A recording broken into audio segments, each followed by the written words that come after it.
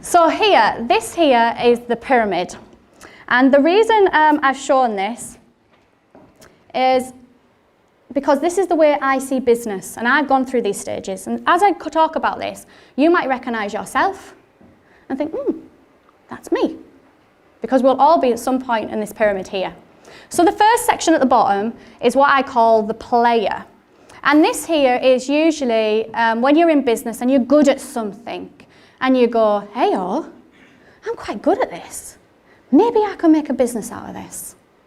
So it's when you're playing with the idea of going into business. It might be a hobby. It might be something that you do, and you start to make a little bit of money from it. So here, this is what I call the player. Who started their business by thinking from a hobby or something that you had an interest in? Did anybody in the room start that way? Got a few, yes. And usually at this stage, you're generating turnover normally from nothing. Sometimes people do it purely and don't make any money, to about 20k. And often at this point, it's that decision of, do I jump and actually make this a real thing? Do I make it my business here? Now, if you do make it your business, the next level is what I call the solopreneur. Now, the solopreneur is a crazy ride, but it's a fun ride, and there's lots of growth in there as you go. Now, the solopreneur is where you wear every single hat. Raise your hand if you're wearing every single hat in your business right now. It's a crazy ride at times, yeah? Yeah. And you have all these different hats on you, and you're doing everything. So you have to be a master in your HR, you have to be a master in all your tax affairs, you have to be a master at marketing, you have to be a master at your sales, all these different areas in there. And often here, you're earning around about 20 to 70k. It's different in different industries, but the reason for that is there's only one you. And if there's only one you, there's only so many hours in the day for you to be able to do what you need to do. So what happens is that growth sometimes gets capped because you can't multiply yourself. So the next stage after that, of spinning all these plates and wearing all these hats, is where you become the biz balancer. Now, the biz balancer is when you have a business and you are doing things in the business, but you're starting to expand it. So you're balancing your business, you're no longer the technician in it wearing every single hat, and you're growing it. And as you start to balance your business here, you can earn from around about 70 to 700k on this part of the pyramid.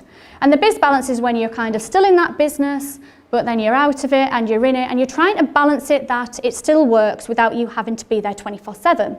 Now, this can be a challenging time in the business, but if you get it right, this is where the business can actually start to grow, and you find that balance of freedom and also income at the same time. And it has to be done in the right way, because if you do it too quick, you can find that that balancing act just all tipples there as well. And then the next stage I see in business is the inspiration leader. So it's usually about 700k to multi-millions. This is where I sit at this moment in time. And the inspiration leader is when you've kind of managed your businesses, but now you've got it to a point where you have other people in your business who are inspirations as well. People who are able to take on things on your behalf and inspire things and move things forward on their own. And you're able to also inspire other people to do what you do. So in my businesses, I've had lots of people come and join my team and being inspired, and I'm quite happy with them then going and making their own journey in life with expertise and things I've taught. So when you get to that point, if you have these people in your business, you can be going multi-millions. And you have that balance as well in your life. And then the next stage is the movement maker. Now, when I talk about the movement maker, there's very few businesses out there that actually do this really, really well. And these are your businesses that create a movement, usually across the country or the world, where people require the product or the service. So, for example, let's just think about Apple. Your mobile phone. They've created a product now that, I don't know about you, but if I was to lose my phone, I'm lost. Who's like that with their phone? It's got everything in it. And there's businesses out there, once they create these products that become so much a part of our world, they are movement makers because it just goes. And it's not the case of, if I go for a phone, I'm going for a phone again. I don't need to really be sold upon that. Just give me it.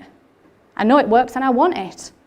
And when you have a business like that, you are 10 million skyrocketing beyond and beyond. So the stages of business, and it's about knowing where you are in your journey and what is that next stage for you, because there's always a next stage, but there's things that need to be put in place to be able to get you there. So I just wanted to share that with you, because I think it's important, because sometimes we just go through business and we're a bit blind, be taken by the breeze. But if you know what that next stage is, you know what you're aiming for, you'll get there so much quicker.